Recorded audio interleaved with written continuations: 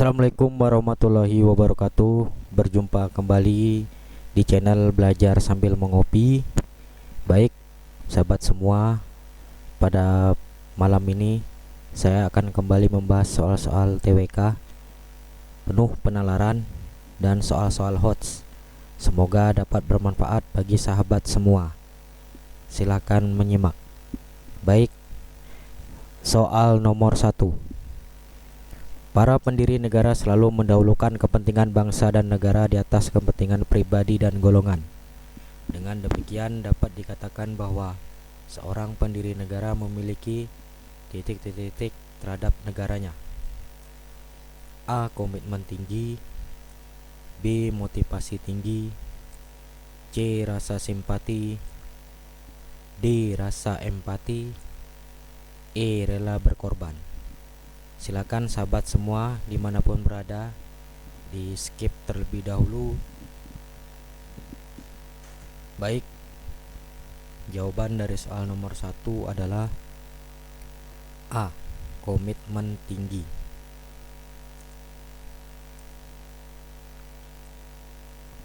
Jadi pembahasan dari soal nomor 1 tersebut, kenapa dipilih komitmen?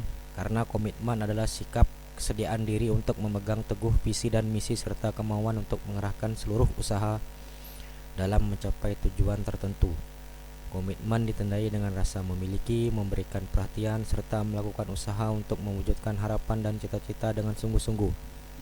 Seseorang yang memiliki komitmen tinggi terhadap negaranya akan mendahulukan kepentingan bangsa dan negaranya di atas kepentingan pribadi dan golongan.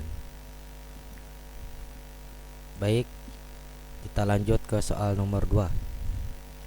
Kesalahpahaman antar kampung atau antar suku dapat memicu konflik dua pihak yang berselisih. Pendekatan yang hendaknya dibangun secara terus-menerus adalah A. Membiarkan setiap kelompok untuk menyadari kesalahannya. B. Diterapkan hukuman yang maksimal biar tidak terulang. C. Pemerintah menjadi penengah agar konflik cepat selesai. D. Membangun kesadaran multikultural dalam berbagai bidang. E. Menempatkan petugas keamanan di lokasi yang rawan. Silakan sahabat semua di skip terlebih dahulu. Baik, kalau yang sudah tahu jawabannya dari soal nomor 2 ini, jawabannya adalah D. Membangun kesadaran multikultural dalam berbagai bidang. Pembahasannya, dinamika persatuan dan kesatuan bangsa dapat dipengaruhi oleh kesalahpahaman antar kampung atau antar suku. Untuk itu perlu dibangun kesadaran multikultural dalam berbagai bidang. Kesadaran bahwa kita memang memiliki perbedaan, tetapi perbedaan tidak menjadi suatu perpecahan yang membahayakan persatuan dan kesatuan NKRI. Soal nomor 3. Untuk lebih mengefektifkan dan mengefisienkan pengaduan atau laporan Anda mengenai tindak pidana korupsi, yang perlu diperhatikan saat melaporkan tindakan korupsi kecuali A. Pasal-pasal yang sesuai. B. Penuhi unsur-unsur tindak pidana. C. Kirimkan ke KPK. D. Uraikan kejadian. E. Wajib menyertakan identitas pelapor. Baik, silakan di skip dulu sahabat semua. Kalau sudah, soal nomor 3 ini, jadi jawabannya adalah yang E. Wajib menyertakan identitas pelapor. Pembahasannya, yang perlu diperhatikan saat melaporkan dugaan korupsi adalah 1. Uraikan kejadian. Yang kedua, pilih pasal-pasal yang sesuai. Yang ketiga, cantumkan bukti awal bila ada. Yang keempat, penuhi unsur-unsur tindak pidana. Yang kelima, sertakan identitas Anda jika tidak keberatan. Dan yang keenam, kirim ke KPK. Baik, soal berikutnya nomor 4. Pada tanggal 1 Juni 1945, Soekarno menyampaikan gagasannya mengenai dasar negara yang diberi nama Pancasila. Salah satu gagasan dasar negara menurut Soekarno tersebut adalah internasionalisme. Gagasan ini berkaitan dengan masalah A. Kesejahteraan, B. Kemanusiaan, C. Kebangsaan, D. Ketuhanan, E. Perdamaian dunia. Saya yakin dari sahabat semua pasti sudah tahu jawabannya. Silakan kalau ada yang mau di skip dulu, di skip. Baik, langsung ke jawaban dari soal nomor 4, yaitu B. Kemanusiaan. Kita lanjut ke soal nomor 5. Perilaku yang mencerminkan upaya anti diskriminasi tampak pada pernyataan A. Ujian calon aparatur sipil negara dilakukan dengan menggunakan sistem CAT agar hasilnya langsung bisa diketahui. B. Laki-laki dan perempuan memiliki persamaan hak untuk bekerja di perusahaan milik negara ataupun perusahaan swasta. C. Lembaga hukum menindak tegas pelaku pencurian sandal, tetapi kurang tegas menindak para koruptor. D. Masyarakat suku adat tidak mengizinkan anggotanya keluar dari wilayah adatnya dan tidak mengizinkan orang lain memasuki wilayahnya. E. Penyandang difabel tidak ketergantungan karena dapat bekerja dan membuka usaha sendiri. Baik, di skip dulu sahabat semua untuk soal nomor 5.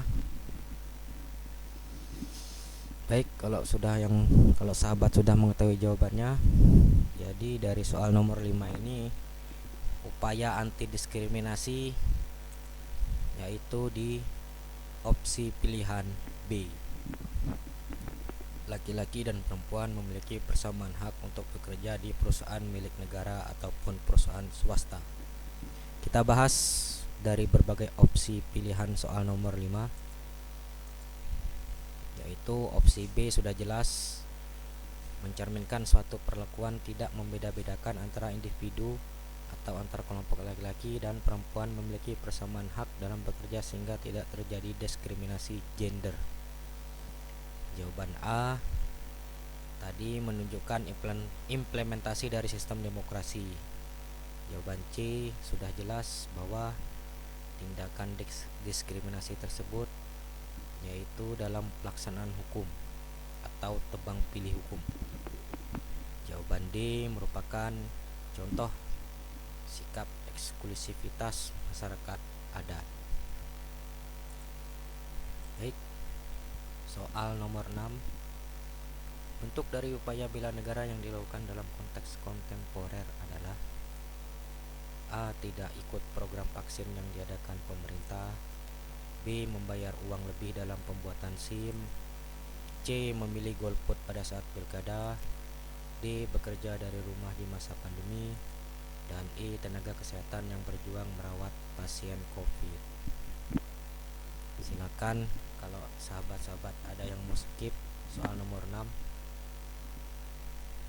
Baik, soal nomor 6 ini menyangkut upaya bela negara yang dilakukan dalam konteks kontemporer. Jawabannya yaitu yang E. Tenaga kesehatan yang berjuang merawat pasien COVID. Jadi kita harus memberikan semangat dan dorongan kepada tenaga-tenaga kesehatan yang berjuang terus tidak mengenal lelah dan waktu untuk merawat pasien COVID. Kita berdoa semoga semua tenaga kesehatan yang ada di Indonesia tetap diberikan kekuatan dan semangat untuk selalu membantu dan merawat pasien COVID-19 sehingga COVID-19 di Indonesia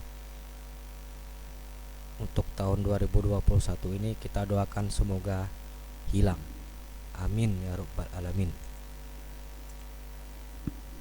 Ke soal nomor 7 sahabat semua, silakan kalau ada yang mau ngopi dulu sejenak sambil membaca atau menyimak soal-soal dari belajar sambil ngopi.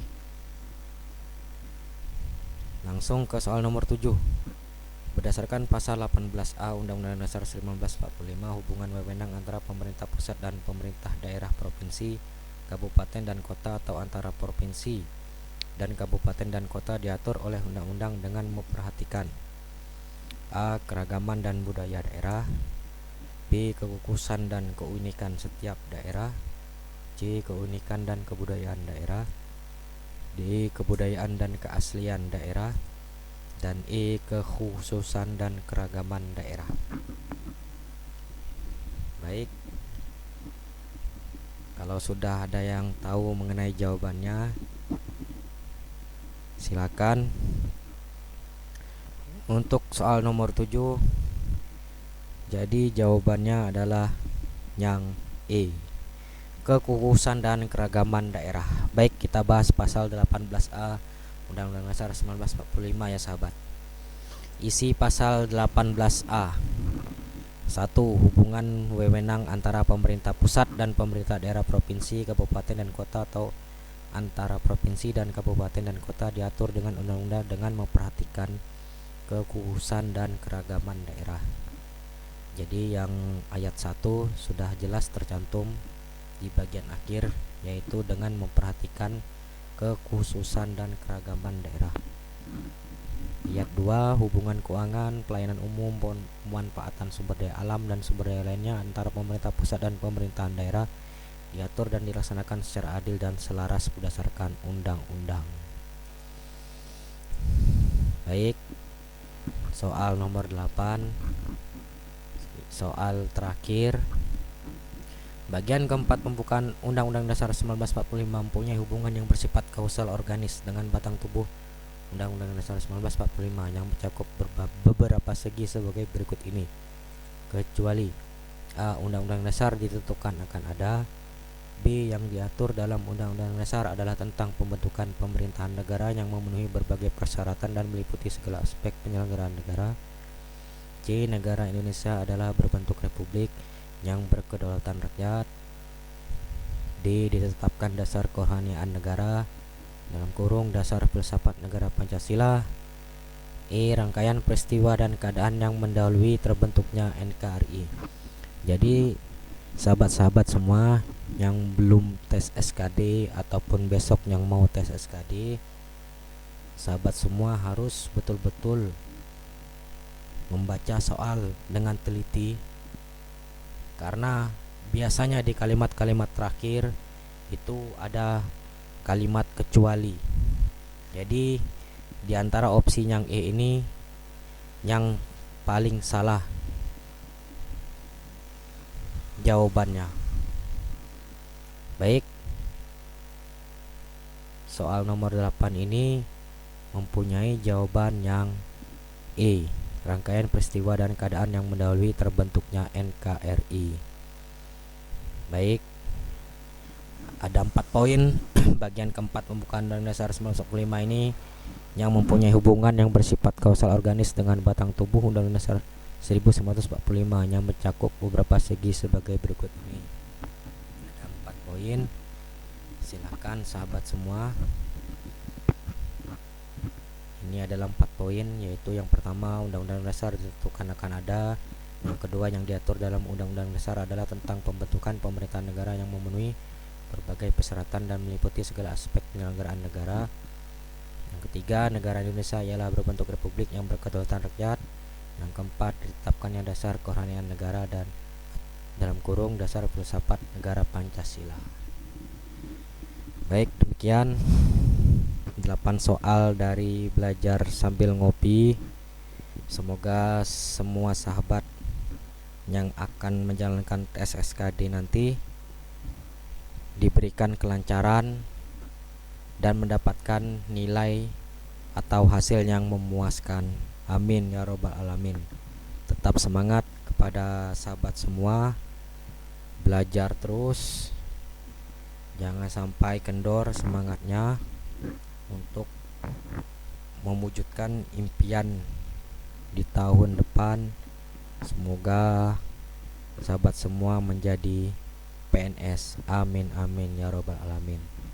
Kurang dan lebihnya saya mohon maaf. Kalaupun dari 8 soal ini ada salah dari saya ataupun jawabannya mungkin ada yang salah, silakan di komen di kolom komentar. Saya akhiri dengan membaca wabillahi taufiq wal hidayah. Wassalamualaikum warahmatullahi wabarakatuh.